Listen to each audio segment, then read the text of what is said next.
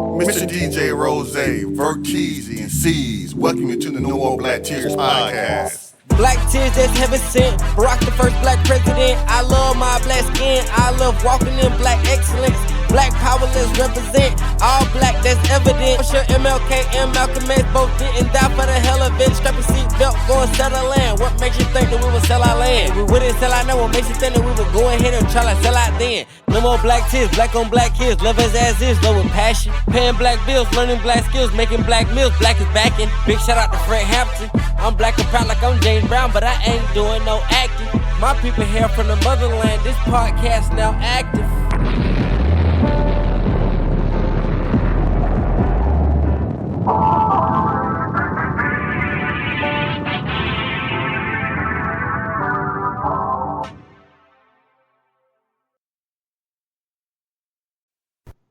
No More Black Tears Radio, No More Black Tears podcast, the one and only. We back for another week and another episode, another day, another dollar. Caesar C's in the building, Verteezy's in the building, Mr. DJ Rose is in the building. Fellas, how y'all been this week? It was good, people. What's up, everyone, man? We at the end of the week, man. It's Friday, man. Let's get this weekend started. Let's get it started right, man. You know what I'm saying? I've been working hard all week, man. It's been a good week for me. Man, I'm just chilling, man. Glad we ain't record on a Friday in a while. You know what I'm saying? I'm enjoying myself. So, man, what we talking about tonight? Yeah, man. So, we touched on generational wealth before, but there's a real life situation that talks about it, man. So Harrison Tyler, who was the grandson, you didn't hear that incorrectly, the grandson, not great-grandson, of John Tyler, who was the 10th president of the United States. Now, at his passing, he was worth $50 million because he was a lawyer, the president, and he also owned a number of slaves and a few plantations in America. So, C's, what does this say that we had someone who was so connected to the 10th president of the United States, which was the 1800s, and his family to this day is still very wealthy, even though we're talking about almost 200 years ago? So it pretty much proves this old money has not gone anywhere. Like the privilege that people speak of, we're talking about generations and generations of money. We're talking over 200 years, 150 plus years of wealth. Whether you're talking about J.P. Morgan, the Rockefellers, name people, and then you start looking into politicians and business owners' families. You got to remember, when a female marries a man, you got to remember they're marrying into families and vice versa. Even if the name doesn't carry, it still goes on. Just like what's the chick from Seinfeld? I can't think of her name, Duvro or something like that. Julius DeFries. You look her history up. Daddy's side, money, fucking money. We talking like biggest 5 French companies, fucking deep. This shit runs deep. So I mean, it just goes to show you, anytime somebody's talking about how white wealth has steadily increased, it's just always going up and up and up and up. So it just goes to show you, anytime somebody says, hey, this is a problem, or hey, we can't get nowhere, black people can't get anywhere because we haven't had the chance to build that wealth or even have the knowledge, we're not fucking crazy. This is a fucking solid thing. And it's not just in America, and it's not just black people, but it goes across the board to every country, every system, even in communist systems. The shit is people got old money and the shit just builds, and people marry and the shit goes across the way. Yeah, and like you said, it's not just America. Like, we can say that in our backyard, you know what I'm saying? It's in Georgia. Like, Keysville was one of a growing, you know what I'm saying, city back in the 1800s after slavery was abolished. But then the people came and took it from them, you know what I'm saying? And they didn't get it back for years and years and years. And it's never been the same, you know what I'm saying? So, and like when you saying like the 1%ers, remember, like I was telling y'all, it's a documentary on Netflix called Ocean Gate. You know what I'm saying? When the submarine that went down to the Titanic and imploded. You know what I'm saying? Stockton Rush, like He was the direct descendant of two signers of the United States Declaration of Independence, Richard Stockton and Benjamin Rush. And then I guess his parents named him after them, both of them. Like those are his descendants. You know what I'm saying? Talking about 1%ers. And then his wife, her great grandmother was a lady that died on the Titanic, and she was the co-owner of Macy's. Today is like one of the biggest, you know what I'm saying, stores in America. I guess, you know what I'm saying. I know you hear Macy's, there's money on that. No, that's a huge store. You know what I'm saying. So, and they met at Princeton, and so it's like they're part of the 1%ers. You know what I'm saying. So it's like when people say, well, it's not alive and it's not thriving like it used to be. No, it still is. You know what I'm saying. We just might not see it. But then when you hear about it, it's like, dog, yeah, it's still out here. You know what I'm saying? Like you might meet somebody that might be part of it, but it might not act like it. You know what I'm saying? I'll go as far as say it's even worse now. Yeah, man. I mean, some of this stuff is kind of hard to quantify, especially if you haven't had that much wealth or been around that much wealth. But I mean, this just goes to this, saying of, you had people back in the day who was able to earn money through what is now illegal means, whether it was bootlegging, whether it was slavery. And slavery is probably the biggest, like, yes, other stuff happens in the world, but slavery to this day is probably one of the biggest, travesties that's ever happened, only for the simple fact of, like, and the Holocaust was fucked up too, but when you're talking about, like, over 100 years of getting free labor from a group of people, not having to pay them for something, them working fields and them doing and them making. We're not even talking about the slaves, because there's stories about slaves who was good with their hands, like craftsmen and stuff like that. So if you ever seen 12 Years a Slave, there's a scene where the slave, because he's so smart, he's building stuff for the master, for him to use and sell. Like, so for these people to kind of get that kind of wealth where you don't have to pay no one, I mean, it's even worse than some of the stories you hear of, like, these billionaires who are using child labor, but they still paying them. They're just paying them like a fraction of some money, or even people who are paying people minimum wage. Those people are still getting something, versus you had slaves work their entire lives, they didn't get nothing. They didn't get a piece of the land. They didn't get no money, no nothing. Then on top of that, too, what you were saying about Keysville, there's just so many situations throughout the nation's history where Black people would have an area, whether it's Keysville, whether it's Tulsa, where they would build up the land, they would get banks, they would get hospitals, they would get hotels. I remember reading the Tulsa story. There was one dude, his hotel was so popular back in that time period, it would have rivaled some of Trump's hotels today had it stood around.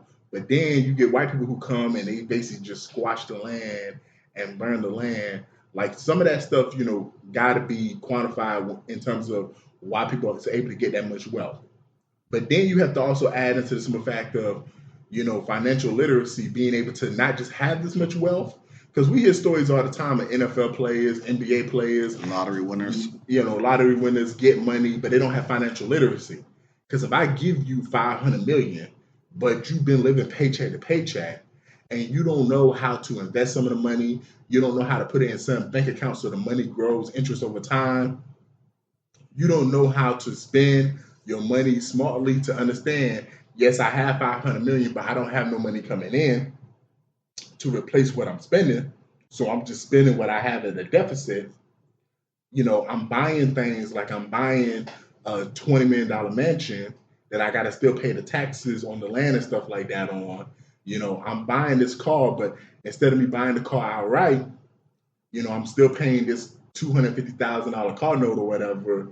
Oh, and not to mention, I got to pay the insurance on some of these cars, like if it's a Lamborghini. Like, if you don't understand all that kind of stuff, and then you paying people to manage your money, and you don't even know what they're taking from you, because you're just like, yo, I was just told I need a financial advisor, and I just need this person, I need this person. So you got all these different people that's getting money from you, and you don't really necessarily know what's going on because you don't know how to manage your money. Like, all that plays a factor. Yeah, like Jay-Z said, like his cousin said he needed, how much he needed? 5,000. Jay-Z said no. Yeah, I mean, I mean, and that's even though I felt like that was fucked up. I mean, I do see the argument of if you give everyone 5,000, maybe you won't have 5,000 to give one day, you know. But I mean, then you got to look at the other aspects of it, like from Jim Crow era. Because I was just talking about financial, literacy, being able to manage your money. What about managing other people's money? Because now we're talking about Jim Crow, where we're not letting black people, be able to build wealth because we don't want them to get to a certain level so they can't take our wealth. Yeah, and also another thing that you didn't mention, but I know you know about the prison system. You know what I'm saying? Back in the days after slavery was abolished, they built the prison system and locked black men up and made them work and build railroads and buildings and knock down trees and roads all for free. Yeah, man. Like a lot of people don't talk about vacancy laws that was made, man. Whereas okay, now we're gonna free y'all slaves, and this is very important for those people who don't understand this. So we're gonna free y'all, but with you being free, you either have to have a job or you have to show that you live somewhere. You can't just be homeless. Oh, if you're homeless, then we're going to lock you up in prison, or we're going to basically put you into indigent servitude, where we're going to send you back to your own plantation owners and make you work their lands. And yes, you're going to work for free because we done kind of technically imprison you, but you're not really working for free. Like that was happening a lot too back, during Reconstruction time under Ulysses S. Grant. So basically, you're talking about what is it? It's not sharecropping, where it's like, hey, you live on. It was worse than sharecropping. No. It's a service. Yeah, like you said. Okay, they had that, but they also had sharecropping came years later though. So when they had sharecropping, they said, hey, we're going to give you these tools or whatever. You'll work this field. You'll live on this land. But the loan was so fucking topside heavy. It's like they basically because these are my tools. You're paying for my tools. This land I'm letting you farm, you're paying to farm that land. Oh, and 9 times out of 10, most of the time you got a little shack that I'm letting you live in, so you're paying for that. So yeah, that was fucked up too. Sharecropping was very fucked up. That's why a lot of black people who knew how to farm, because once again, you only got so many skills. So if your dad was a slave and your granddad was a slave, a lot of times all you really know is how to farm the land. That's why like the movie, what was the movie on Netflix with Denzel Washington's son, Samuel Jackson? Piano Lesson. That's why he was trying to fight so hard to own a piece of land, because he was like, "That's all I know how to do is farm the land. So I need my own piece of land so I can make my own money and build my own wealth up." Just to put things in perspective, in 2022, the median white household was 285,000. Black household was 44,900. Wow, that's wild. You said 200? 285,000. That's the average. Almost 300? Almost 300. That's the average. So we're not saying. I know throughout the whole United States, right? Your next door neighbor. So it's like, okay, they make a lot of money. You know how much it is in California. So it's steadily. It's 300 to 40 though. Yeah. So I mean, there's that. Then we take the thing you were talking about back from slavery times. You can't build money that way because you're not making any money. You got to pay upside loans. There's corporate redlining. More. You can't get access. We're talking about. 3 years ago, fucking JP Morgan and Chase Bank got fucking screwed up with discriminatory practices with housing. One of the biggest wealth builders is owning a fucking house. How can I buy a house if I can't get a loan? And it's like, you're not making that much money. Look at the numbers. Your family's only making $44,000. How the fuck are you supposed to afford a $300,000 house that you're going to pass down to your grandkids and your kids and their kids? So it's like, all this shit it goes back to old fucking money, the 1%. There's the 5%, there's the 1%, and then there's the 1% of the fucking 1%. We're not talking about just, Elon Musk, Jeff Bezos. We're talking about literally families who have fucking money. Like their whole line, we're talking cousins and nieces and nephews all have fucking trillions, billions of dollars put together all around the world or in their specific countries. So this shit runs so fucking deep.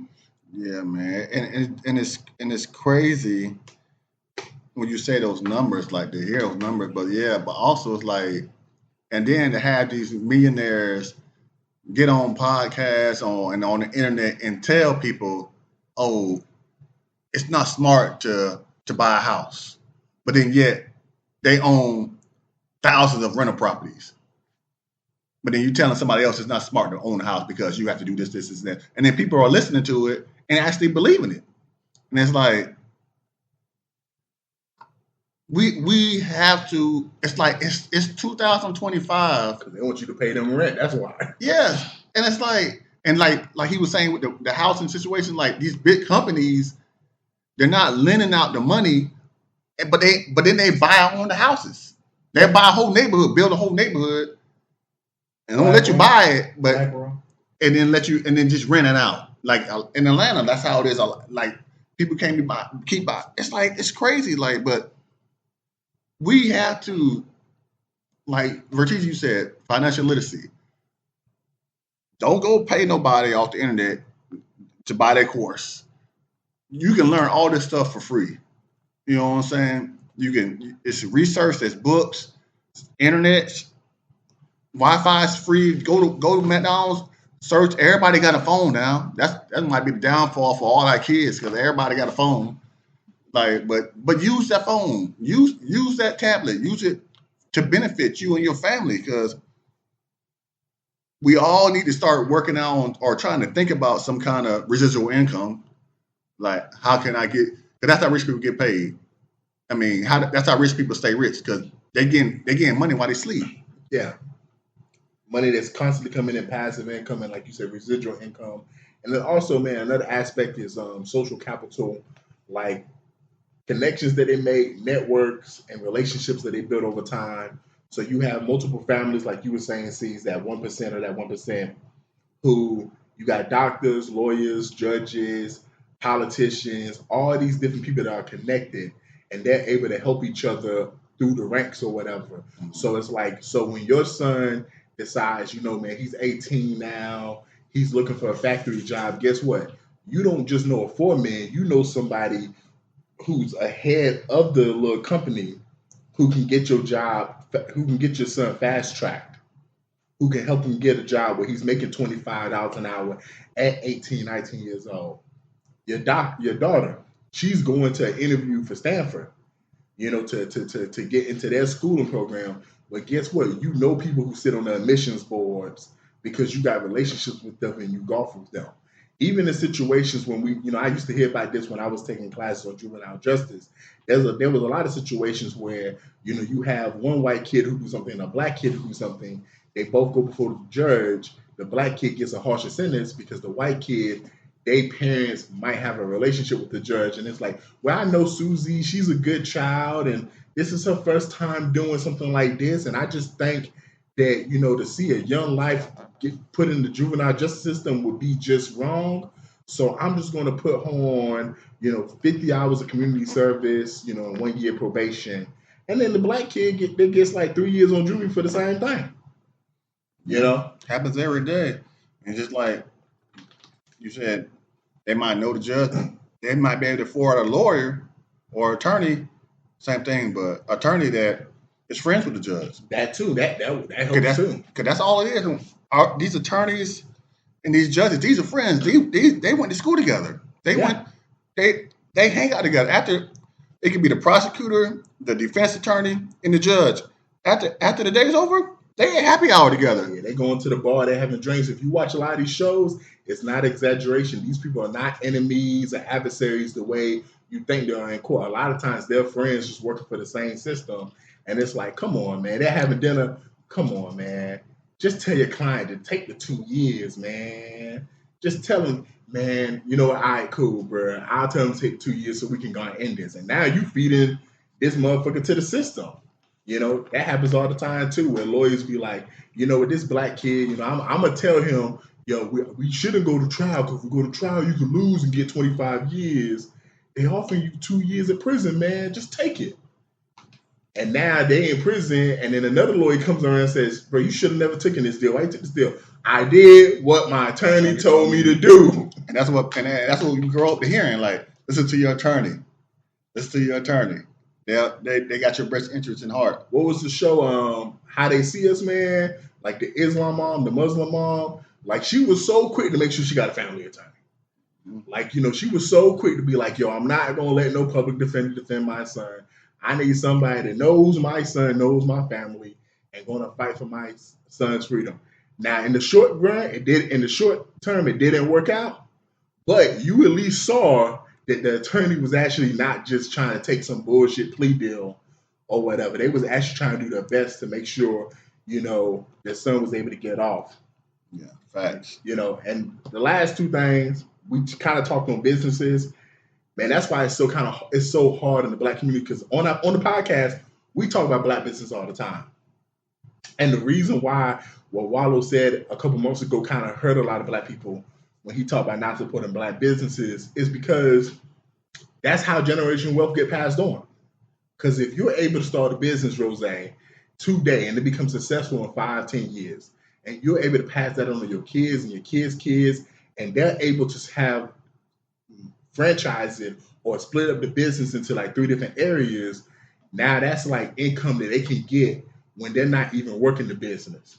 So you see some of these small businesses that start off very small, like when you watch the McDonald's documentary, the McDonald's movie. It starts off with the people who run the McDonald's actually cooking the fries and making the hamburgers, and then Michael Keaton's character comes along and sees the potential of the business and grows it to become this big franchise. Like, it's important that we, invest in Black businesses, because that's another form of generational wealth that we don't really have that a lot of these other communities have. Also, life insurance for you and all your family members. And people, especially a lot of Black people, Black and brown people, don't want to talk about, I don't want to talk about somebody passing away, or I don't want to speak that into existence, things like that. But got a plan for the future. You do. And that's a big way to set up your family to thrive when you're not here. Because a wise man once told me, he said, you're not a man, or you're not a real man takes care of his family when he's dead and gone. Yeah, I'm not sure if he said it. I'm not sure if he said it exactly like that, but those are the words that I took from it. Like, that's real spit. That's real spit, man. That will is important, man, because you want to make sure your assets go to the right people. We see all the time, whether it's Michael Jackson's estate, whether it's Prince's estate, most notably with James Brown's estate, they just settled that estate. Like, I think a couple of years ago, you have all these different kids. Who's going to get what? How much are they going to be entitled to? We saw in the movie Soul Food where the oldest child had the rights to the house and wanted to sell the house against the other child's wishes. And Big Mama would have never wanted that. But guess what? Big Mama's dead and gone. She doesn't have no say in what to do with the house, who you left the house to. And sometimes you might have to look at your kids and be like, you know what? I need to leave the assets to maybe this one right here, because this one's going to make the decisions that I want to be done. Or two, they're more likely to share the assets with their siblings. We see situations where, you might think the oldest is going to do the right thing, but the oldest will be like, well, this was left to me, so this belongs to me. You might need to leave it to the youngest, because you might have a relationship with your youngest child and know your youngest child is not going to let the siblings be fucked up. That's a big part of it. But there was this statistic that I saw, man, and I was surprised to hear it.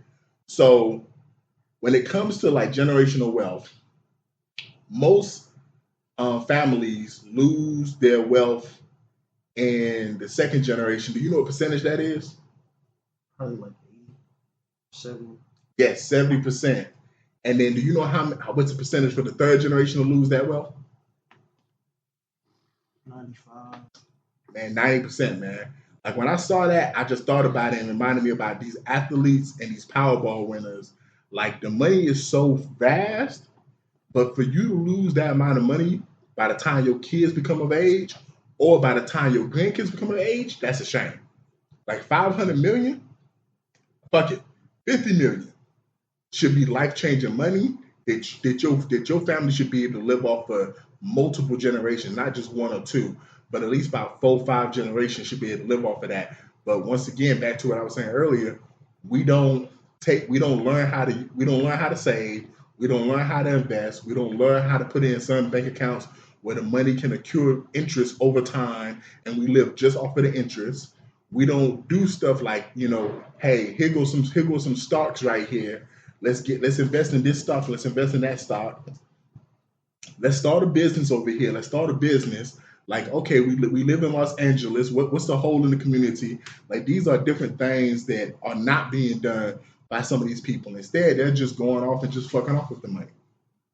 Business is not the only way to create. It's not the only wealth generator. Just like you said, y'all both said it. Wills, investment vehicles, knowing how credit works, knowing how loans work. Then there's another thing I want to bring up: grants. There's literally grants for everything. It's like you're a black business owner, you're a black woman.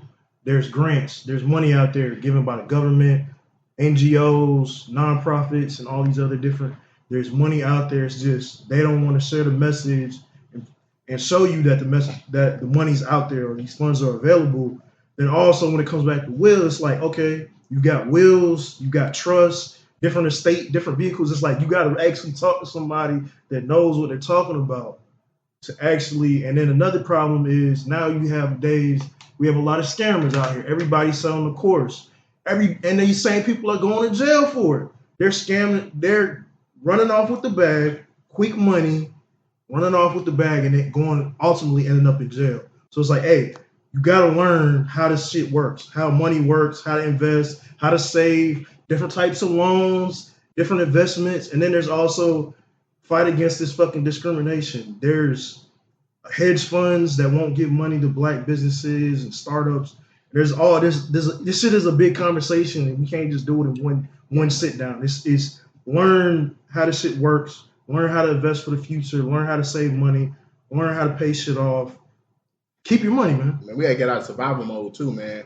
Too many of us are still in survival mode, living paycheck to paycheck. We gotta do a better job of that, because when you're in survival mode, you can't invest for 5 years from now. You're trying to eat today, like we said a few podcast episodes ago. And that's a big part of it, man, because there's too many black people today that 20 years from now, why are we not starting college funds for our kids? Like, why are we not doing certain stuff that our white contemporaries are doing, or that our Asian contemporaries are doing, or our Indian contemporaries are doing? And these are things that we know better. So, like, that's something right there, too. Like, you being able to send your kid to college with a fully paid tuition, for them to be able to do 4 years of college and possibly a couple years of graduate and not be in debt, not having no student loans, like a lot of people don't fully understand, that alone can do a lot of good for your family. Because it's the difference between you get two people who graduate with the same degree from the same university, but one of them is $500,000 in debt and the other one has no debt at all. So you got one who's thinking to themselves, I got to get a job today, and another one who is just thinking to themselves, let me just find the right opportunity, the right job, and then they get the right job for them, and then they just gradually just build their wealth, build their lifestyle, where the other one is taking whatever job comes first and hoping they can work their way up. But they also, at the back of their mind, they have to pay off these student loans, have to worry about that being on their credit report. Like, that's another thing too right there. Like, just, making sure the generation after us don't have to worry about certain stuff, and just go to school and just focus on that. I'm gonna wrap it up with this. This is gonna be my final say on it. If you looking at history, you want a history lesson, look up Unilever. Yes, the soap company. Look up the history of that. Also want to mention the PayPal Mafia. Peter Thiel, yes, the assistant or fucking Doge. So look at all those 22 names and expansion of the PayPal Mafia. We're talking about old money owns new money, basically. So this shit's not changing. And then, hey, the resources are out there. People have said it before in different ways. Slow money is better than no money, and it'll probably last you longer. Yeah, man. A lot of people, when they get drafted or they hit that Powerball, they have tears of joy. And then a lot of people, when they file for bankruptcy, there'll be a lot of tears of sadness, man. Moving on to TNT, y'all. Tears or no tears? Boom. Dynamite. So somebody who experienced generational wealth twice in their lifetime, Cassie Ventura, when she had her hit song Me and You, and then got with, Puff Daddy. And then recently she just got awarded $30 million in her settlement with P. Diddy. Apparently, one of the escorts is suing her for damages, saying that he forced her to have sex several times, manipulated her, forced her to take drugs, made him have sex with her while she was on her period, and was verbally abusive to him at times and misled him. C's, tears or no tears? I got no tears, man. The nigga got paid, didn't he? He got fucking paid for the services performed. And of course, you know damn well she wasn't gonna fucking keep that baby. Hey, what's fucking wrong with you? I mean, yeah, you got an STD, you can probably sue for that shit, you probably owe some money, but nigga, like, what the fuck? Like, no tears for your stupid ass. Man. Yeah, I ain't got no tears, man, because bro, they better run him his money, dog. Because if the roles would have been reversed, if he was a woman and she was a man, there would be a lot of people online saying, yo, man, he's a victim. Yo, all them escorts was victims technically. You know why? You know why I say it was victims, Rose and C's? Because the law said they was victims when they decided to convict P. Diddy. Like the fact that P. Diddy got convicted on the shit, there had to be a victim in it, right? So they got to be victims. So, hey, and when you listen to the testimony, Cassie had just as much to do with the shit, if not more than P. Diddy. Man, nigga, and I'll be surprised if more of them escorts don't come out and say, run me my money. Because you owe all them niggas a paycheck. Yeah, man. I got tears too because I still ain't seen the videos yet. Like, I need to see the videos. You know what I'm saying? I need to see evidence. I need to see the freak offs. You know what I'm saying? Where the videos at? You know what I'm saying? I need to see them. You know what I'm saying? Because I need to see the blood splattering against the wall and the Cassie getting piss in her mouth. I need to see the R. Kelly video. Did he sit in the corner jacking off? I need to see it all. You know what I'm saying? I need to see it like because these poor men had to go through all that and only get paid $2,500 and $5,000 and they got used and abused by Cassie Ventura. Like, she used and abused these men. Like, they deserve to get paid, and Diddy deserves to be out of jail because he was just living his life, and then this young girl took advantage of him and railroaded him. Hey, man, and I do have a question before we move into the next TNT, because I've been thinking about this for about 2 weeks now, and my brain just cannot wrap around an answer that satisfies me. What is the difference between prostitution and making porn? Because they don't make, not all porn is made in the areas where prostitution is legal. So what's the difference between these porn stars getting paid to have sex on camera and then somebody else just paying someone to have sex with them? What's the difference? I don't know the legal specifics, but I know certain porn studios have to abide by certain laws. It's the legal shit. This ain't just people uploading. Yeah, I think shit they signed paperwork. And you got to get tested and all this other shit. There's like. So if I wanted to pay for some pussy right now, as long as I can make a sign some paperwork, it's okay. Nah, make it pay for it and make it porn, two different things. That's what I'm asking. Like, if we make, I think like because they get paid to have sex. Media laws got like some type of restrictions. Because technically, that's what Diddy was doing. Diddy was making live action porn. So, like, what's the difference between the people who make the live action porn? Like, they're not having sex with them. They're doing the same thing. The porn companies? Yeah, the porn companies, the director. I mean, that's the producer. Thing. Company, private abode, private dwelling. We need to look at those definitions. Yeah. But we'll talk about that next week. Talking about paying people, though, man. So this woman went on a date. She said it was a wonderful day.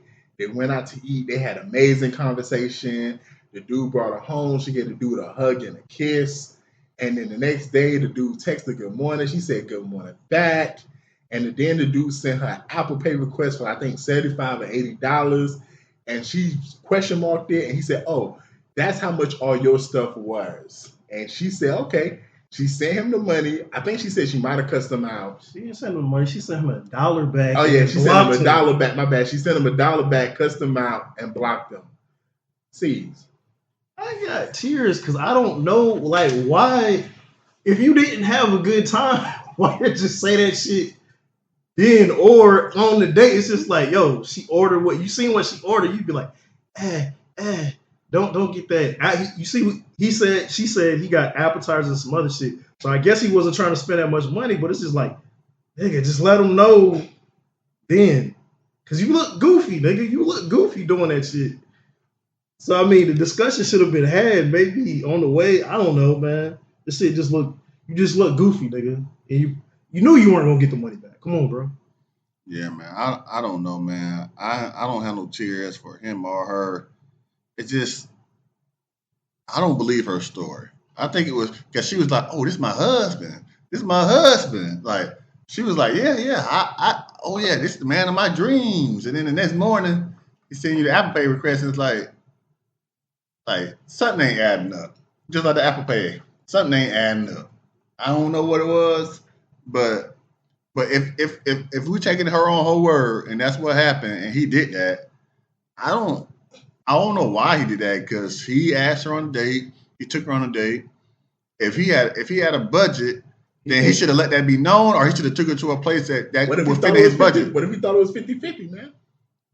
That's been a big conversation the last 2 years. Don't you say that though? What if he's literally maybe he didn't feel like it had to be said. Maybe he just thought that everything should operate on 50-50. So when the bill came, he should have paid his half and made that whole pay her half. I mean, he probably didn't feel like doing it like that. You know how we What's go the difference? out? I'm saying, you know how sometimes we go out and we just cash up each other later. Man, he don't even know this hoe. I'm just saying, man, like, he could have been a 50-50 nigga. Could have been a nigga who believed in that. Because that's a big topic nowadays. I'm just saying, like, there is a big conversation about splitting a date 50-50. So he could have thought, yo, it's probably not no big deal. She's going to pay for her half and it's going to be cool or whatever.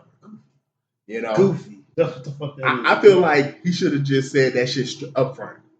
I feel like he should have said, yo, I believe in 50-50. You need to pay your half. I'm going to pay my half. Or I'm going to pay for this first date. You're going to pay for the second date. I feel like to ask for the money in retrospect, I'm not going to say makes him look goofy. It looks weird. It looks weird to do it that way, man. But I ain't got no tears, man, because they probably both better off. I will say this, though. If you really thought that was your husband, why you just didn't send the money and just go on a second date and then just have him explain it face to face? If you really thought that was your husband. Oh, digga. So you can use Apple Pay to DoorDash. You know, for those who don't know that. There was this man who got online and said, you women who are out here letting your boyfriends use your DoorDash account because their license is suspended or whatever reason, stop doing that. Yes, I'm going to report you, and no, I'm not leaving a tip. See? I got no tears for this shit. I mean, it's just, I got no tears for this shit because it's just like, I get where he's coming from. You want to know who's bringing your shit to your door. If you set it up to where you're opening the door saying, you know, here's your meal, blah, blah, blah. But, I mean, I really don't understand it because most of the times I usually get, when I had shit delivered, it's like by the time I get to the door, they're already in the fucking car driving on. So it's just like, yeah, I get it from a standpoint of, hey, you want to know who's delivering your shit, man, but it's not that big of a deal to me, man. Like, report and no tip or lower the tip. Like, come on, bro. Yeah, man, I got tears, man, because I don't know what's wrong with this dude. Like, you's a hoe. Like, you get mad. Why are you worried about who delivering your food? Like, man, if you that worried about who delivering your food, go and pick it up yourself. Like, now I can understand. I know we talked about it a little bit with how females like I learned something new a couple weeks ago. Like now they have like you can say a pin. You can put a pin in on your food. So when the person delivers your food, whoever orders it has to give them the pin in order to relieve the food or that sort of thing, or before they can get, or if it's a woman expecting a woman, but you can't pick your driver. So it's like I understand what you're saying. I want to see who it is knocking on my door and that sort of thing, but I don't think it's that much of a big deal. Like, man, especially for a dude saying that, man, use the hoe, man. And man, you might be on the other side of the spectrum too, talking like this. I don't know, but I can. If you was a woman, I would understand it. But being a dude, man, use a hoe. Yeah, man, I ain't got no tears. I mean, I see both sides of it. I personally use DoorDash a good little bit, And I see this happen all the time, but I don't be caring, bro. As long as you bring my food and my shit not fucked up, I'm going to leave the tip. I'm going to give you 5 stars, and I'm going to keep it pushing. But I mean, a lot of hoes do it nowadays because I guess they boyfriends, either account be fucked up or license be fucked up, and they want to go out here and make some money. I'm going to keep it real, man. It's a legal means to make money. So I'd rather a nigga, DoorDash and do that stuff and make money the legal way than not try to have a job at all or out here selling drugs or something. So salute to them niggas and salute to them bitches, man. So yeah, I ain't got no tears. There's a lot of, you don't need DoorDash on a cruise because there's a lot of restaurants and there's just a lot of food on cruises to begin with. And Rose recently went on a cruise not so long ago and he had a blast, man. Carnival Cruise said they have some new rules from rap music not being played to playing not having your speaker boxes as well as other stuff. Now, some of the stuff we found out today are not necessarily new rules. They are rules that have already been in place. They're just going to be enforced now because, apparently there's been a lot of ratchetness going on. Rose, what's your thoughts? Man, I think if you're upset, even if they, just put it like this, if you were upset about no rap music being played or no speakers or no fans, I think you're probably in the wrong place, man. Because I didn't experience none of this. Like I had such a blast. I was in my own zone. Like they had and when they played music, I would sit down in front of a bar or on the deck, and they had people up there either doing karaoke or doing that, or bands doing songs from other people's, basically karaoke, not really karaoke, but you know what I'm saying? You know how bands play music of other people. And either I enjoyed that or what I did, put my headphones in, listen to my own music, and was in my own zone the whole time. I didn't really even notice anybody else. I was dripping. I was sipping on most of the time I was there, I was sipping on Old Fashions, Buffalo Trace, and I was stocking up Twisted Teas. I ain't drink Twisted Teas. I put them in my bag and took them home. Y'all ain't hear that or y'all ain't see that, but I paid for it, so it was mine. So, but man, who cares if that's the case? Good. I hope it makes the prices cheaper so I can go on more of them. Man, I got tears, man. When you take a narrative and make up shit and run with it, and saying this is an attack on black people or to the black consumers for that cruise line, it's fucked up, man. Because the shit's not true. The shit's not fucking true. It's fans are not being banned. They're banned from indoor fucking nightclubs and indoor dance floors. They're not saying you can't do it. They did not ban the wobble dance. They did not ban Where Them Fans At. And they did not ban Cowboy Carter. So this whole narrative is fucked up. I mean, and then you see, this is after a slew of fucked up videos on TikTok and Instagram and YouTube of people just acting a fool, man. This is what happens when you got niggatry, powerful niggatry, negativity, and shit gets niggified. It's people are wilding. It's not just black people. It's a lot of people that were wilding on Carnival cruises, man. There's videos of a dude bringing outside alcohol on, taking it off. A dude getting kicked off for smoking weed, complaining about, he had to catch a flight home from Jamaica. So, I mean, it's a lot of shit that goes into it. So it's these rules were already in place, man. This shit's nothing new. And it's man, it's a cruise line. They got different demographics, man. They're basically expanding the fucking what they're playing. They're not banning rap music, man. Follow the rules. So it's follow the rules and maybe just make a cruise line like Spirit. Make a cruise line and it'll be okay. There you go. See, the ratchet turn up. If y'all niggas mad, make your own cruise line. Man, I think that shit would be dope. To be honest, man. I feel they should. If I ain't gonna lie, if I was one of the people that own cruises, I would literally do that. I would make a ratchet cruise. I would make a cruise for people between the ages of 18 and 25, or people that feel like they're the ages of 18 to 25. So if you're 42, and you feel like you're a young nigga at heart still, a young bitch at heart still, come on this ratchet ass cruise. We're gonna have Popeye's chicken. We're gonna have Church's chicken, man. We're gonna be playing Sexy Red. We're gonna have Henny. We're gonna have Henny on deck. Don Julio on deck. Casamigos on deck. All that different stuff, man. Man, we're gonna, Don Julio, anything, man. It's gonna be all that stuff, man. Yeah, man. I mean, I ain't got no tears because, man, just go on these cruises and have fun, man. Like, there's plenty of ways to have fun without doing too much. Like, the stuff they're doing is stuff that's already rules. They're just implementing it.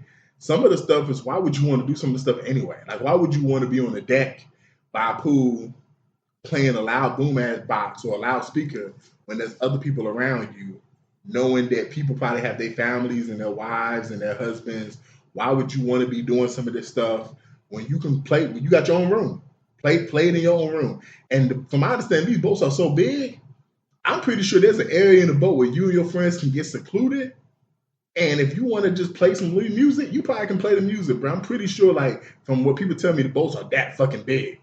But you don't have to go to an area where it's, like, literally crowded and do ignorant ass shit, man. If that's what y'all was doing. Like, C's saying y'all was doing ignorant ass shit. If y'all was doing ignorant ass shit, like, yo, bro, we don't have to be doing that stuff, man. The cruise is fun enough. Just enjoy the cruise and have a good time, man. Yeah, man. Y'all white folks, stop doing all that ignorant stuff, man, on the cruises. Yeah, you know.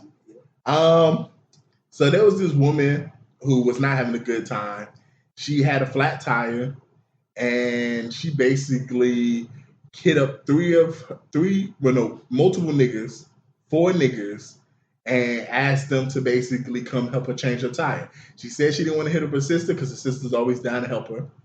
All the niggas had basically told her more or less no in different forms. And she said, you know, I wish ill will on them niggas, you know, hope their relationships go bad. And apparently these niggas was niggas that was fucking with her. Man, I ain't got no tears for that bitch, man. I ain't got no tears for the niggas, man. I mean, bless you. If that's not your nigga, like if that's not your man, he ain't no obligation to come help you, bro. I saw this bitch on Facebook earlier this week, and she posted, I'm on Washington Road. Can somebody come change my tire for me? I'm on my lunch break. And I said, cool. And I rolled over and went back to sleep. Like, I'm just gonna be 100. Like, I don't owe her shit. So I was like, man, I'm happy she didn't text my phone, because I would have had to say, nah, I can't do it, shawty, man. Like, if that's not your man, bro, that nigga's not obligated to do nothing for you, man. Like, you know, it would have been nice if one of the niggas would have came and changed your tire, but this is why you need to get a man. Or you need to learn how to change your own goddamn tire, or have roadside assistance. I got no tears. I mean, you pretty much said it. It's like, you don't have AAA, you don't have insurance, and it's like, why would you not call the person who you know is going to pull up every single time? Maybe, okay, maybe your sister was working or whatever, but it's like, yo, you know she's going to pull up, and then to the niggas, man. She probably not telling the whole story, man. Her sister probably got tired of pulling up and probably told her the last time.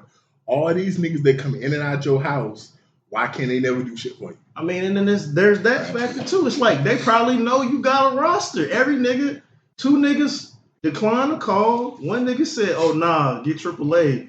And then I forgot what the other nigga said. But I mean, like, they know you got a roster. They not fucking with you like that. And then at the end, people say no. You gonna wish ill on somebody for saying no to you.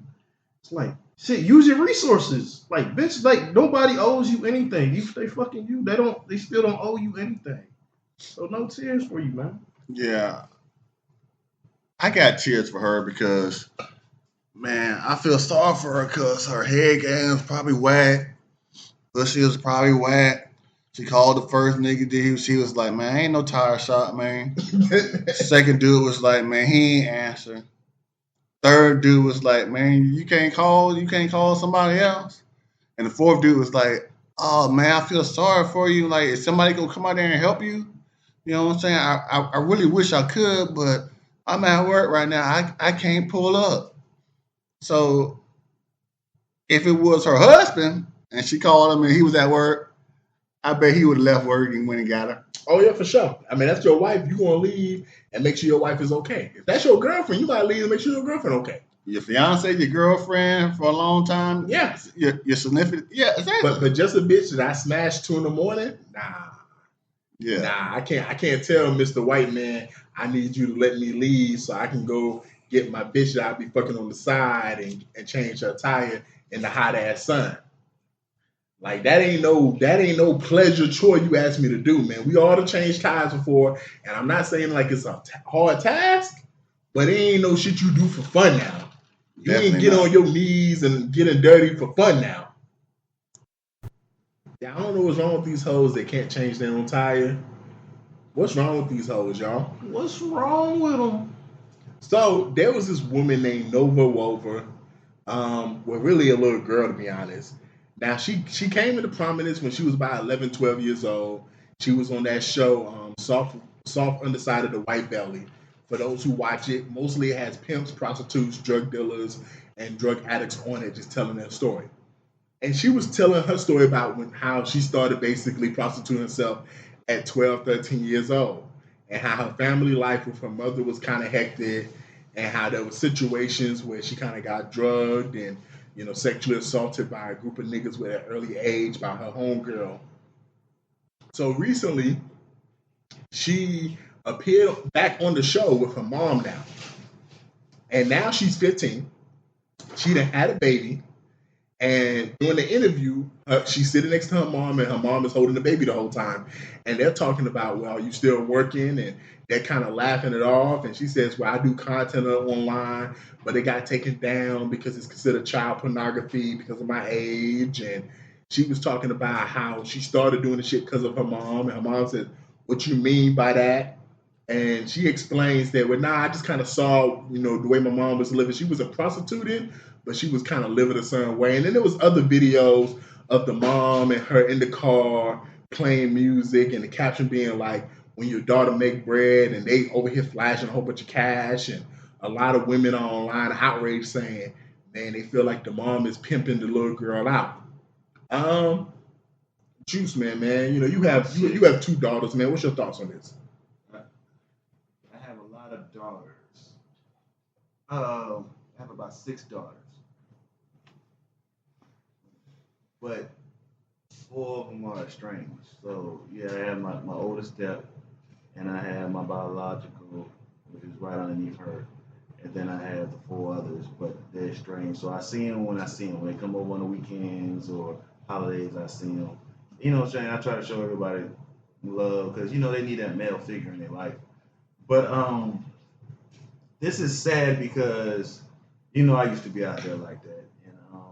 Being out there like that, you see some stuff you can't unsee, and it's hurtful. I got so many stories about being around a woman who's doing her thing, she about her business, and the family disowned her, so she got the kids, and the kids are in the house while she's working. And she tries to hide it. A lot of women, they try to hide it. They don't want their kids to see it, but after a while, it's crazy to see a chick willing to work, and she has, let's say, 3 kids, all young, and all of them girls. So what I'm saying, I've seen this multiple times, and I also seen it with little boys too. But it's like you go in the crib, boom, she opens the door, she's naked, but yet, to normalize her nakedness, she got a 10-year-old little girl on the couch that's naked. She has a 7-year-old little girl on the couch on the love chair that's naked, and she might have a 1-year-old or a 2-year-old on the goddamn recliner, butt ass naked. And you're like, what the fuck? You know what I'm saying? She was like, oh, I gotta watch the kids, so we gotta do it in the middle of the floor. I'm like, in front of the fucking kids? They sleep. Like, for real, for real. You see what I'm saying? That shit will fuck you up. Seeing shit like that will kind of mess with your head in a way. But the mother looking at it like she gotta get it, she gotta watch the kids, her family disown her, she ain't got nobody to look after the kids while she's doing her thing, so she gotta make that money. You know what I'm saying? But at the same time, that's also exposing the kids to, like you say, an early age. So like you say, when the 10-year-old get of age, she's 13, oh, you know what? I need some money. I want to go buy something. Let me do what my mother do. Because I remember I seen one time my mom getting banged on the middle of the floor, and after they were done, the dude gave her some money. You know what I'm saying? When you get exposure like that, when you've been exposed like that, bro, it's real out here, bro. I'm trying to tell you, I've been out there, bro. Nah, I believe you, man. I give you the little boy, for instance. Okay, he in a brothel. The little boy in the brothel. He might be in there doing his homework, bro. He in there doing his homework, but guess what? When you walk in the house, guess what? You got like 5 naked chicks, butt ass naked, just pussy out, titties out. But he in the kitchen, in the open floor playing house, doing his homework. Like, hey, can you help me with my homework, sir? You like, what the fuck's going on in this bitch? Then all of them passed out. They might be high, they might be drunk, they might be just fucked up. You know what I'm saying? But they all in their ass naked, and another butt ass naked chick come downstairs like, who the fuck is you, nigga? Like, yo, what the fuck? I you know what I'm saying? Who I supposed to be smashing? Which one of y'all is, you know what I'm saying, red? Or which one of y'all, you know what I'm saying? You know what I'm saying? It's, oh, that's me. And you go upstairs, smash, you come back, and the nigga's like, can you help me with my English now, nigga? Because you helped me with my math before. It's like, god damn, y'all ain't helping this nigga with the homework, but y'all ain't here butt ass niggas smashing niggas. You know what I'm saying? He's seeing goddamn the chicks. And them hoes working, bro. They ain't got time to help. It's hard out here. Bro, I got some stories. Like I say, man. Yeah, man. I mean, it's crazy, man. Like as funny as the story is, there was this incident on TikTok this week where there was people talking about what you was talking about, a woman basically having sex in front of her toddler with another nigga, and her 15-year-old daughter. So that happens all the time, man. Hoes ain't shit. We already know that. This is another prime example of hoes ain't shit, man. When you got hoes having kids, what you expect them to turn out to be, bro? Like, she gonna be a hoe, dog.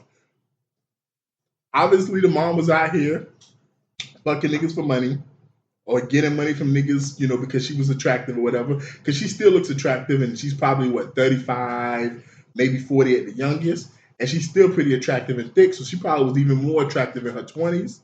So she was might doing... be 20 something. She might be 28, 29. She could be 28 because she could have had her real young. But she looks very attractive, so she probably was attractive when she was younger, is all I'm saying, man.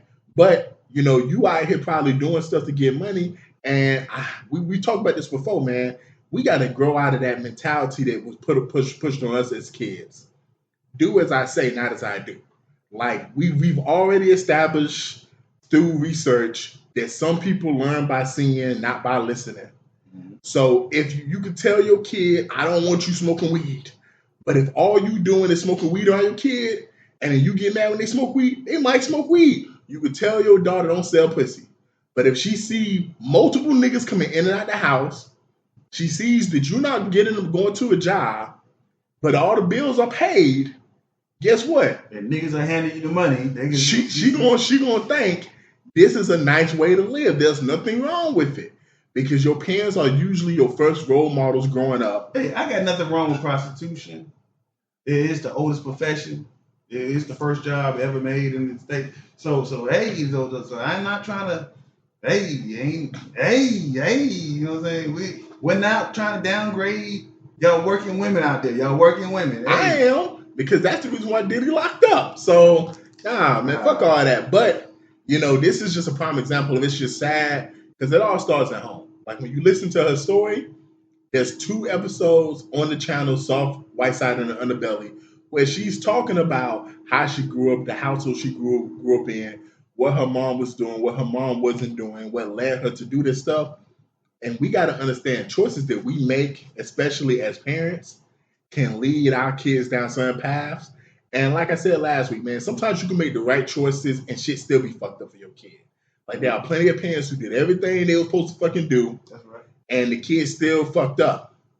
But if you out here not doing what you're supposed to be doing, and then you wondering why your kid is fucked up, and then more importantly, even if you're not prostituting your daughter, we all seen them 90s movies where, like, the son would come home, try to give the mom some money, and the mom would find out that it was from selling drugs, and you would get 2 types of parents. You get the types of parents who are like, hey, I'm going to turn the other way, man. The bills get paid. But then you get other parents say, man, no, I'm not taking that drug money. I'd rather scrub toilets and struggle paying these bills. And I feel like that's part of being a good parent is understanding you cannot promote and you cannot condone certain behavior. The fact that you posting videos with your daughter and she's flashing wads of cash and you know she had to lay on her back or suck dick to get that cash, whether you pimping her or not, to me, you pimping her. Because you putting it out there that it's okay for her to be doing this. But like you say, at the same time, she may be doing it herself. She could be doing it, but I'm just taking the other side of if somebody want to say, well, the mom just works at McDonald's and she doesn't suck dick and all that stuff. Okay, cool. Let's say you're doing everything the right way. But if you know this is what your daughter is doing and you over here letting her give you money and pay bills and you over here taking pictures of her with the money and you know that's what she's doing to get the money, you reinforcing to your daughter that this shit is okay. Yeah, I'm gonna give her the mama the big old D, and I'm not talking big old dick. I'm talking about the benefit of the doubt. That money was from TikTok views and that sort of thing. Okay. I'm gonna give her the benefit of the doubt that it was from TikTok views, and that's where they got the money. That's why they're making the videos and that sort of thing. But either way, she's still promoting it. She's still saying it's okay because you got famous for doing what you was doing, but now we're both famous and we're both raking in the cash. Girl, keep doing what you doing. I'll take care of this baby. Yeah. As long as you keep popping that pussy. Yep. So she the madam. Yeah, basically. She pimping her daughter. Basically. So it's like, I don't know what state they in or what they got going on, but I don't wish no ill will on them, but something got to get done. Something need to be done. There's no way that this kid should be doing all this stuff and it's okay. Like nobody's in jail. You know why, man? Because we have a culture of this shit, man.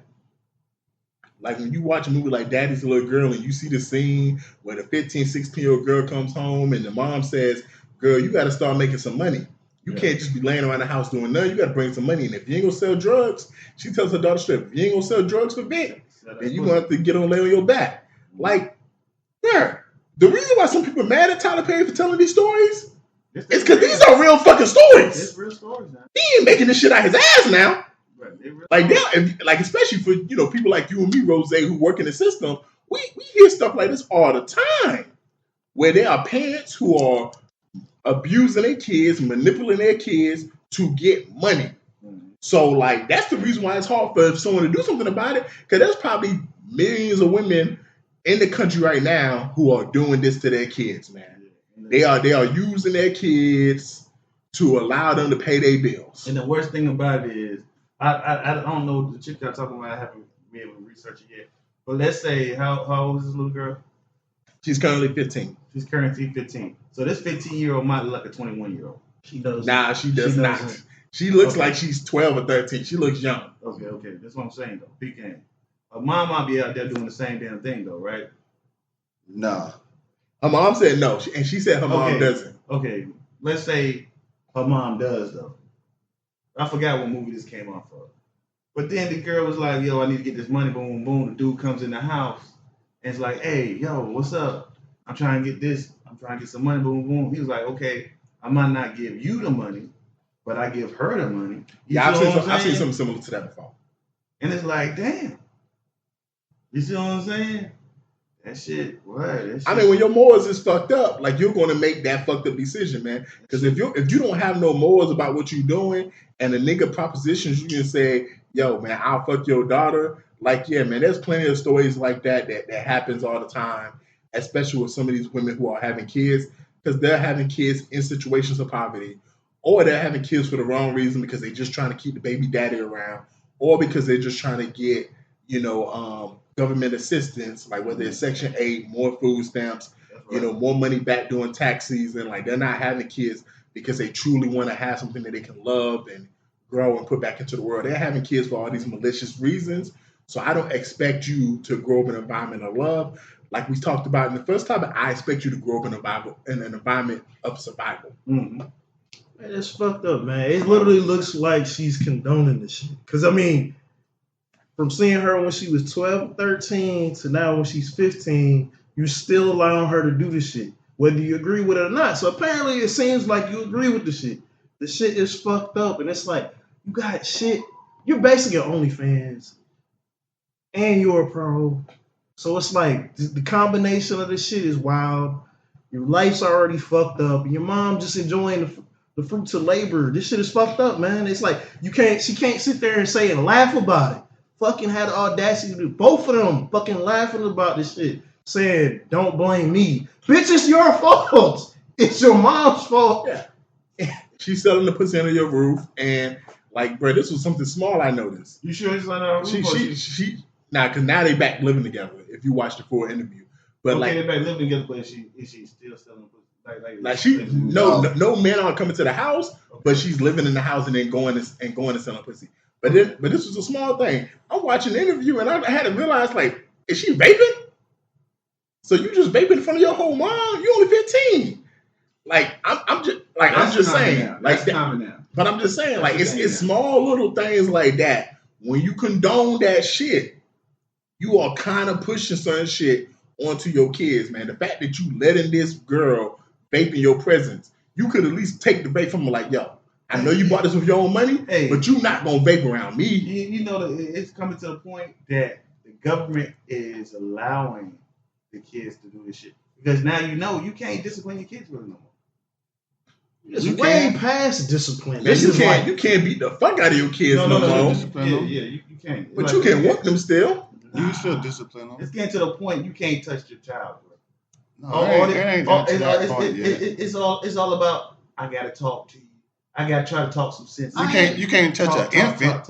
I ain't gotta lay hands on you to stop you from selling pussy.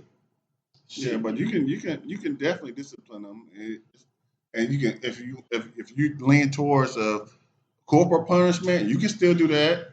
Or if you lean towards of talking, you definitely can do that, no matter how old they are. Yeah, there's definitely many ways to still discipline, man. And I'd be remiss if I didn't say. Or taking things away. Yeah, but she the breadwinner now, so what the fuck? Why is she the breadwinner? That's the whole crux of the. And that was my whole point, going back to the '90s TV shows. We've seen them TV shows where the son starts selling dope, and the mom says, "Fuck that shit. I'll struggle before I have you give me dope money, bro." We saw that in the B.I.G. movie. And what happens? She's like, I threw the mashed potatoes away. Those wasn't no damn mashed potatoes, mom. And they move out and do their thing. And that's come cool. Back home and that's cool. You can move out, man, but I'm not going to condone this type of behavior in my roof. I'm not going to feed you, clothe you, pay the bills. She's not feeding her clothing the chick. That's the whole thing. She's not feeding her clothing. That's what we're saying. She's getting the bread. Her daughter's getting the money. That's what you know. The daughter's getting the money. Man, I was just watching South Central. Y'all remember South Central, the TV show? The TV show. No, I don't remember the TV show. Yeah, they had the TV show. They still had the dude Tay Diggs? not Tay Diggs, the other nigga, Lawrence Tate. He was in it. He was in the TV show. Yeah, but there was a scene where his best friend gave him some money. His best friend sold drugs. The mom found out where the money came from. She dragged that nigga to his friend's house. The mom answered the door. Hey, we need to see your son.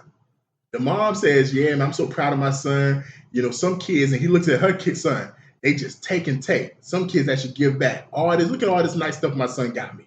Then she go in the back smoking a cigarette. The son comes up like, what's up, dog, man? You remember that money you gave me, man? I got to give it back. Why? And then the mom says, you know why? We know where you got the money from. And then that's when the other mom come and like, yo, what you trying to say? And she says, you need to be ashamed of yourself that you let your son sell drugs to pay your bills. And then she throws the money in the nigga face and grabs her son and drags that nigga out. Bro, we not seeing shit like that no more, bro. We not even seeing TV shows like that, bro. We did that whole episode, wasn't it, earlier this year about black TV shows? Like, we not even seeing black TV shows like that no more, where they're teaching that kind of discipline and those principles of, yo, yeah, you may not be in the best situation, but we're not finna do certain things just to get ahead. And I gotta say this, man, because we talking about what's wrong with these hoes. Mom is obviously a hoe. The daughter is obviously a big hoe because she's selling the pussy to everyone. Man, you niggas are some hoes too. But y'all niggas to be going on OnlyFans, purchasing 15 years old pictures and content, y'all some disgusting. And she been doing this since she was 13, 12 years old. y'all some disgusting ass niggas. And then for y'all niggas to then lay down with this child. Man, something wrong with y'all niggas, bro. Y'all a different breed of niggas, man. Like, man, especially the fact that it's some of y'all niggas that's 30-something years old, 40 years old, that's over here paying this bitch some money. Man, y'all a different breed of niggas, man. Y'all niggas, whatever happens to y'all deserve. Because that is disgusting. I concur. But with this shit, man, like y'all say, if she's 15, how's she on OnlyFans doing this shit? It's so easy. Well, she got a fake age or something? What the fuck going on? She's not really on OnlyFans. She's just selling content online. Yeah, or on Instagram. She said she's doing her Instagram, Yeah. and they've taken it down twice because of her age. That's right. I mean, people have taken her shit and shared it. Selling her private stories on Snap, probably on Instagram, that sort of stuff. She's selling content. You know what I'm saying? Content. Like all these hoes do. Yeah, selling content. So, speaking of ratchet hoes, ratchet bitches, so Lil Duval, you know, very popular comedian. Unfortunately, he had to cancel his tour recently, with his little show recently, because a lot of y'all niggas wasn't buying tickets, he said. What show he had to cancel? He had a show with, I think it was Boosie and another rapper. He was going to do it, I think, maybe in the Florida area. Yeah, you know. You talking about Duval Day? It was a show, but he's still doing the cookout for free. No, he's doing the shows tonight. Nah, maybe it's another show, but he went on his Instagram. He canceled the show Today? You saw it was today? like yesterday. He canceled. It might not have been this week, but it's a show that someone asked, "Why did you cancel the upcoming show?" And he said, "Because niggas wasn't buying the tickets." Because he had like about 5 rappers and other performers coming out. And he said it would have been too much because not enough people bought the tickets. Okay. You know, but yeah, man, he posted on his Instagram a pic of 4 bitches, and he said, which one would y'all date? Which one would y'all be with, fellas? The first one was a dark-skinned chick named Tamika. She's 32 years old. She's a bartender. She has 3 kids. Oh, these are real chicks. By 3 different dudes. I thought this was mean. By 3 different dudes. She still talks to her ex. She's bi and recruit girls for a threesome. Then you have Maria, who's 28. She's a bank teller. 1 son, lives with her mom. Her baby daddy still stalks her because he wants her back. Then you got Melissa, who's 40. 2 kids, same dad, no job, has a drinking problem, can suck a quarter out of a parking meter. And Kathy, who's 52. She has adult children. She's an office manager, engaged 4 times but never married, loud in public, and constantly tries to challenge your manhood, but she's great in bed. Fellas, out of them 4 women, who are y'all choosing? Choose me. All right. I thought it was mean because I know all these chicks. It's not about what you thought. It's about who you pick. I had to go with the 28-year-old bank teller. 1 son lives with her moms. Her baby daddy's still stalking her. That's the easiest one to deal with to me. Okay. And why? Because that's the easiest one to deal with to me. Well, tell us why. Why you picked her? I picked her because, okay, what I mean by it, she's the easiest. She has a decent job. She has a son. She lives with her mom. So if I don't want her around them, I can send her back to her mom's house. Her baby daddy stalking her. That's a free body. So the nigga, it is. It's a free body. Like nigga, you run up on me, you get done up. Like that simple. She's just the easiest to manage. Don't get me wrong. I like the 52-year-old, but I may get locked up for her because. No, just stick to. Yeah, We'll get to that later on. Okay. Who you picking and why? I'm going with the 28-year-old. Do you think she's the? Well, we'll get to that there too. C's. Man, I'm taking Melly, man. Give me Melissa, the 40-year-old, man. It never said she was divorced or baby daddy. She only got 2 kids. I'm assuming she's divorced. She's 40 years old. She's never been divorced because she's never been married. It's not on the description. Yeah. That's the thing. They never said any of them were married, but I'm assuming, going off of an assumption, you can always get a job. A lot of people got drinking problems. I assume all these other bitches got problems too. All of them got fucking problems, but Hey, sucking the quarter out of a fucking parking meter, I'll take that deal. Okay, give me Kathy, man. Which one is that? Give me Kathy. You know what I'm saying? She got adult children, office manager, and she's loud in public and challenging manhood. But man, I don't discriminate, and I'm from Memphis. I'll beat a bitch too. So it sounds like you said the same thing I said. Catch a case. All right, man. I'm not catching the case. Oh yeah. Ain't no catching the case. He's going to Donkey Kong her. So there's no evidence. I'm not catching the case like I said. I'm from Memphis. I'm from Memphis. No, I bet a bitch too. So. Oh, guess what? She catching. Hold on. You got the case, nigga. Hold on. You had your turn. Everybody else had your turn. No, I'm not. I was trying to finish my turn, but like finish what you were saying, Rose. But yeah, what you saying? Go ahead, Vertizi. Yes. Yeah, man. I don't like the whole stalking. The baby daddy still stalks because I don't carry a gun. So Maria's out. Man, just you should pick one. That's how y'all did. You should pick one. Just pick one. Well, I'm going last, so since I'm going last, I'm going to eliminate them. Kathy being 52, that's a little too old for me. You know, plus I mean, she is. No, she. Just pick one. But I don't want to deal with the putting. Come back to that. Just pick one. And then, like you said, see, Melissa can get a job, but what if she just tell bitch you don't want a job? So yeah, give me Tamika, 32. She's a bartender. That money can fluctuate. I can work with that. 3 kids by 3 different dudes. I don't like that. But at that point, it's like whatever, man. Because most of these hoes got multiple kids any fucking way. She still talks to her ex. I like the fact that to me she's the most attractive to me. But I like dark-skinned women. So to me, she's the most attractive. I like the fact that she will get other girls for a threesome. So even though Hold on, was that on there? So even though is that on there? Yeah, that's on there. So, hold on, let me see that. So even you already saw it. So even though she still talks to her ex, it seems like I can finagle it where we have an open relationship because we having threesomes anyway. So maybe I can fuck bitches I want to fuck on the side, and you know, it doesn't say she fucks her ex, but she talks to her. Of course, she's probably gonna fuck them from time to time. To me, that's if I gotta pick one of these bitches, she's the most attractive to me, and she has the, if we're gonna say superpower, to me, you let me have threesomes with bitches, that's the biggest superpower to me. Okay, Jesus man, tell us why you picked what you picked, and well, not why you picked what you picked, but why you didn't pick the other ones. Why didn't I pick the other ones? Yeah. Okay. And who's the most attractive one to you? Who's the most attractive one to me? I really can't tell because I gotta see full body pics. I can't go by that because I gotta see full body pics. But that does bring up a good one. I like that she recruits girl for threesomes. That's a good quality. But see, how come she's the only one that has a good quality?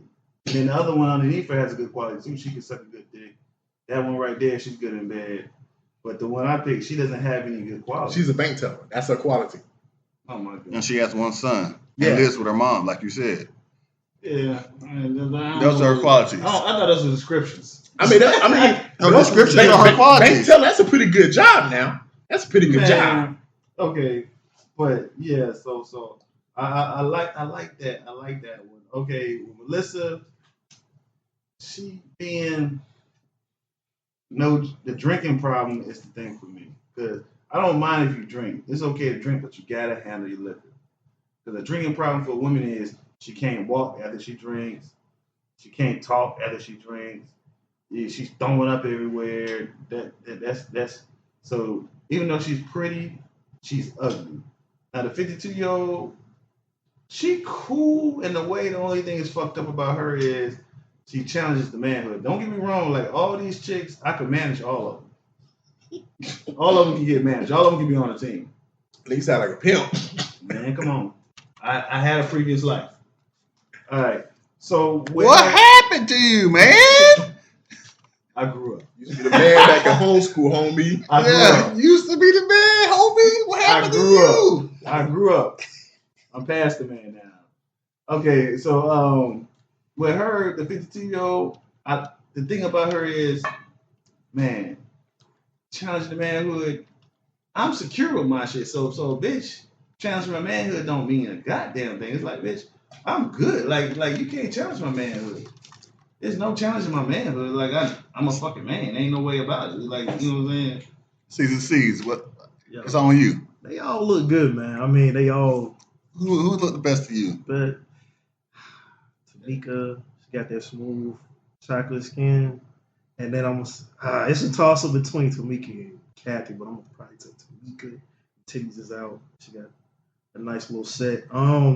It's just the whole baby daddy thing, man. And then on top of this, 3 kids by 3 different niggas. It's like That's 2 the kids problem. by the same man. It says something. problem. It says a lot. 3 kids by 3 different men. That's the problem. I mean, it says she got some good coochie, That's of a course. snapper. She got a good coochie, of That's course. so good, she might have to sell it.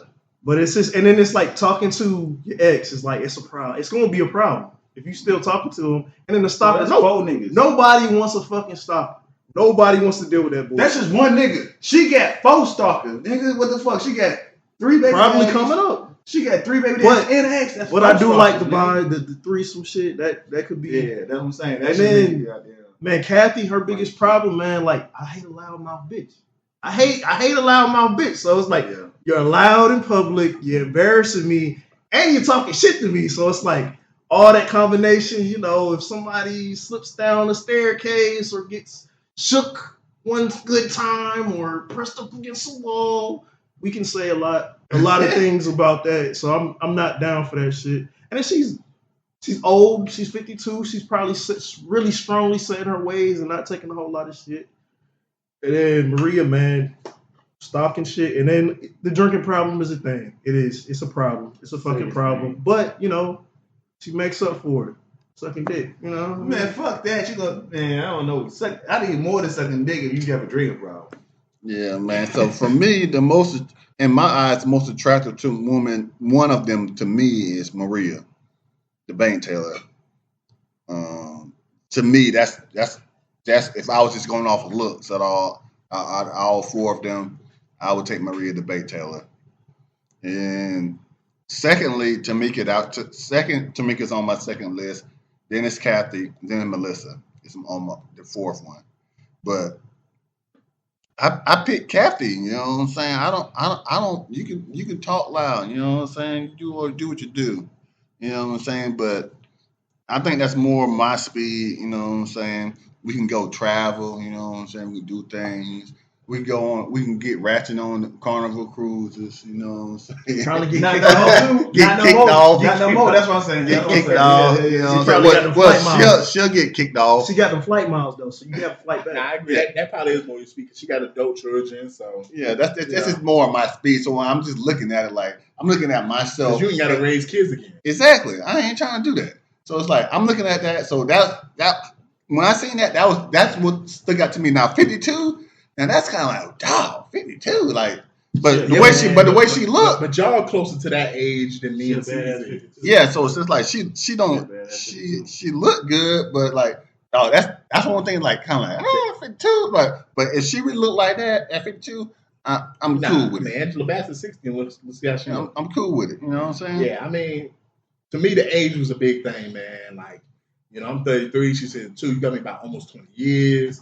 Like, that's hard to deal with. Yeah. Ain't no telling how old your adult children are. I'm not trying to deal with no niggas that's in their mid-20s, late 20s, wondering why I'm fucking their moms. And I just don't put my hands on women. I don't want to even be in that situation. So I can't deal with all that being loud and challenge my manhood. You know, the drinking problem with Melissa is an issue, you know, and then no job is an issue for me. With Maria, it's really just that stalker, man. That stalker shit, because you living at home with your mom, I don't give a fuck about. Bruh. That stalking shit, I don't carry a gun. Let me repeat, I don't carry a gun. I'm not licensed. I don't have a Okay, gun. but you have 4 stalkers with the chick you chose, nigga. It don't say that. It just says that she got baby daddies, man. Those are stalkers. Wait, all Those these are bitches not got stalkers. stalkers then. All these bitches got stalkers They know then. baby daddies are not stalkers. You know, so Nah. They Maybe stalkers. that's a- but as far as stalkers. attractiveness, I mean, Tamika, to me, I love a dark skinned woman. So Tamika's number 1. Yeah. Number 2 was Kathy because she's a little darker than the other 2, you know, and I like the way her body is. And like you say, she's 52, but you can't tell in that picture. Melissa, I've always been a sucker for women with big lips. So she's attracted to me, you know. And then Maria's like last, like, you know, like her body looks straight. She could be a little pretty in the face for me, maybe. But, you know, like that's how I would rank those 4 ladies. Okay. It's like, so hold on. So did everybody pick a different one? Yeah. Everybody. So you pick I picked Tamika. Tamika. You pick He picked Mariah. Maria. And you pick Melissa. And then I picked Kathy. So season. Well, we owe you one. We owe you about 2-3 trains because you said, man, everybody go pick somebody different. I said, nah, somebody go pick the same one. Man. Everybody go pick the same one. Pick your Yeah, poison, I ain't gonna lie. I'm surprised that everyone picked someone different just because. But that kind of shows what we all value, man. Like, you know, Rose, he can deal with a loudmouth woman that's aggressive. Us three, we don't want to deal with that. You know, for me, I just can't deal with bitches who just not gonna work at all. C's was very big on and very adamant about, yo, I'm not trying to have multiple niggas. So the fact you got multiple baby daddies, that was an issue. And then, Juice Man, the woman's Maria's attractiveness was enough for him. So I made just show. He picked Melissa. Oh, he picked Melissa? I think. I picked Monica. Maria. I picked Oh, so Maria. you picked Maria. You picked Melissa. Yeah, Okay, so Maria. it's kind of it was switched a I little picked bit. Maria because she has a job. Yeah. Oh, yeah. Okay, Yeah. you picked She has a job. Yeah. You picked Maria because her attractiveness and No. She has a job. I mean, they all got jobs up for one bitch. No. See, it was going to be out of her or the 52-year-old because the 52-year-old get the best job. Yeah, An but, office manager is not necessarily the best job. but I mean, a bank teller's a very good job, and No. A bank teller at 52, she's the bank manager. You see what I'm saying? So It doesn't say that though. No, that's what I'm going It with. says She office has a manager. job. You don't but know what office she's managing. But you can deal with the stalker because you got that thing, so you okay with the stalker. Yeah, Whereas I us ain't three, we don't want to deal with no stalker. Nigga, you got a chick with 4. All 4 of them niggas are stalkers, dog. They're not stalkers, man. Baby daddies are not stalkers. They stalkers. So you a stalker. I'm not a baby daddy. You are. How? No, I'm not. So if you're not with the woman that you have a child with, that means you're a baby daddy. Correct? I have the child. Then you done fuck, I have the that child. nigga mind up. It was like that scene from SVU. No, I'm not gay. I have relationships with women and sex with men from time to time. Oh, But shit, guess what, man? you gay. That makes you gay. No. Okay. What were you saying? It's over. What we were saying. the chapter is closed. You're a stalker. No, I'm not a stalker. All right, But you're a baby daddy. What, baby? No, I'm not. You're not a baby daddy. Okay, my bad. I have my child. You're still when her mom says, "Who is he?" That's my baby daddy. No, they don't say that. That's my baby That's who daddy. you are. That's my That's ex-husband. who you are to her. That's my ex-husband. That's It- my ex-husband. Baby daddy, ex-husband, 2 different things, bro. It's 2 the different same. levels. It's the same thing. That's my ex-husband. She don't refer to me as no baby daddy. I be goddamn if I refer. Ain't nobody call me no fucking baby daddy. That's my ex-husband, nigga. Tomato. Nah, Exactly. hell nah. It's You got the folk stalkers talking about tomato, but nah, I ain't gonna say Same that. thing, Nigga, man. Nah, exactly. It's the same thing. you, Both niggas, both babies. you ex-husband, still the baby daddy. Nah, I'm the ex-husband. Nigga. But baby daddy's beneath me. How dare you? How Well, dare you? I feel what you're saying, How but dare you, sir? that's what you have to say to her. But when she tells people, "Oh, that's my baby daddy," She don't tell people that that's the baby daddy. you don't know what she tells them. That's who you are.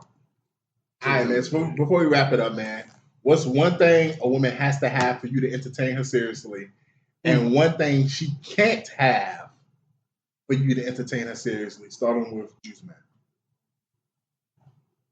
You see, that's here we go. You I didn't hear what y'all got to say because that's a hard one. You I said see. Why you gotta hear what other people Murder gotta say? charge. Murder charge. That's one thing she can't have. Okay. Murder charge. A murder charge. Unless you know the Yeah, I legalities. understand. But like you got like, oh, you killed a nigga and you out, and there wasn't like no self-defense shit. I might not be able to deal with that. Something has to have. I know I went against what the fuck I said, but normally would require a job, but with situations she probably gets some type of income with 2 fucking kids. Section 8. You would hope. She got something. She got some type of funds coming in, so I mean, I deal with that. But yeah, murder charge is probably the biggest one. What, For me, a job But I will expand upon the income. There are women I know who got out of the military and they get a check every month, so that's cool. If you get disability, that's cool too. But there needs to be a consistent check coming in. You go with McDonald's, baby, for all I care, man. I just need you to get a check every month. That's all I need, and then we can manage our funds together. What you consider seriously? Because it's like I heard like a woman that I'll date seriously and think about marrying.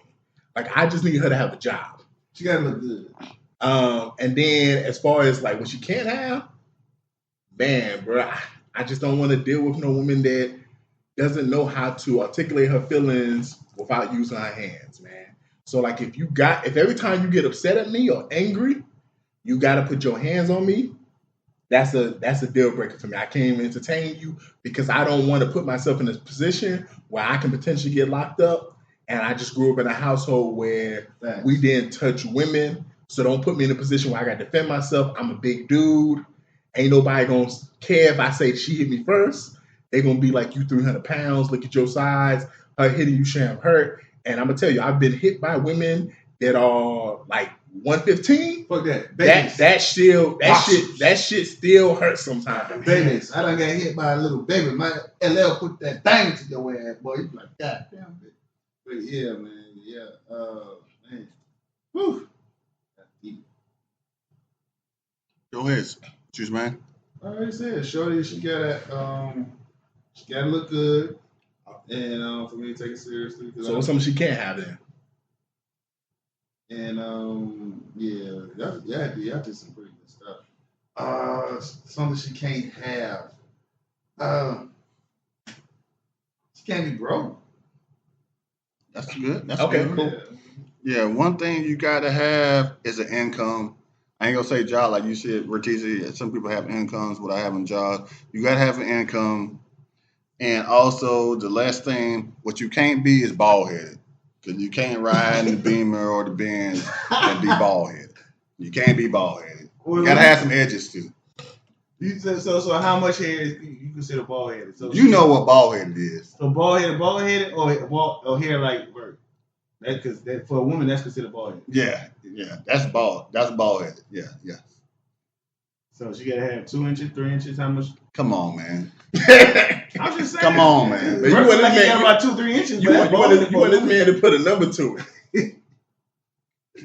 Come on, man. No bald headed bees in the Beamer. You know what I'm saying? The Benz. You know what I'm saying? Yeah. So. But what happens if she's really fine though? Like I just said. If she's really fine, bald. Like Doja Cat don't gotta have no hair. I'm just gonna be real, man. We're talking about old ladies here. We gotta stop. We gotta stop that. Everybody can't cut their hair like Halle Berry. Remember when she cut her hair in the mid-2000s and every bitch thought they could have their hair cut? Every bitch can't do that. Every bitch can't be like... Remember on Set It Off? Yeah. What, Chloe's girlfriend? Nice. Yeah. Nice. Everybody can't rock it. Everybody can't do that. You can't... Anybody can't be Jennifer Aniston. Everybody can't be Amber Rose. Yeah. Like some of you bitches would see these bitches online and think, I'm gonna cut my hair like that. Bitch, you look fucked up. Yeah, you gotta have an oval face. The only reason that works because all them chicks y'all named have the oval face. That's the key. You gotta have the oval face chick. I'm not just putting y'all up in game because that's what I do. So if you got an oval face, you can rock a bald head. But if you ain't got the oval face, you can have some hair on your head. Final thoughts, C's. Shout out to the Clips, man. Tidewater VA just dropped the album today. Let God sort them out. So far, so good, man. Yeah, it's it. I'm glad to see him back, man. Juice, man. Love and peace. Man, I remember being in middle school and watching the show with this character named Cole Turner, Belzar, a demon. And that show was charmed. It was pretty interesting. It was one of my first interactions with shows that had paranormal. Then I remember watching the Fantastic Four movies, the original ones, and I remember Dr. Doom being one of my favorite comic book villains in Marvel. And then I remember being in high school and watching what I think is one of FX's greatest shows. Me and C's talk about FX shows all the time. A show called Nip Tuck about two plastic surgeons and all the drama they went through. And I remember just falling in love with a character named Dr. Christian Chore. Um, Julian McMahon passed away last weekend. Australian actor. He played all those roles and many more. Um, when we watch these actors and actresses, we don't fully understand what they're putting into their work and how those characters live on even after their passing. I think movies and TV shows is a form of art, and I will probably watch all of those things in the next couple months and remember Christian Troy being a player, remember Dr. Doom being a hell of a villain, and remember Charm protecting the other three witches in the house. So rest in peace, Julian McMahon. Yeah, man. So my final thoughts, like when we sit back and we just talk and we just chilling and things like that, respect goes a long way to everybody. I think we all, you know how people be at work and they get disrespected and things like that. My final thought is just respect. You know what I'm saying? So just respect. You know what I'm saying? Like you don't try to just bust into things. You know people recording and things like that. So you take your time. So, but that's my thing. But go ahead. In the words of Airbnb and Rakim, peace. Man, y'all can catch it at the next light, man. We in traffic, and I back quiet. Mr. DJ Rose, Verkeezy, and C's, welcome you to the No More Black Tears podcast. Black tears that's heaven sent. Barack the first black president. I love my black skin. I love walking in black excellence. Black power, let's represent. All black, that's evident. I'm sure MLK and Malcolm X both didn't die for the hell of it. Strap a seatbelt, go and settle land. What makes you think that we would sell our land? We wouldn't sell out now. What makes you think that we would go ahead and try to sell out then? No more black tears, black on black kids. Love us as is, love with passion. Paying black bills, learning black skills, making black meals. Black is backing. Big shout out to Fred Hampton. I'm black and proud like I'm James Brown, but I ain't doing no acting. My people here from the motherland. This podcast now active.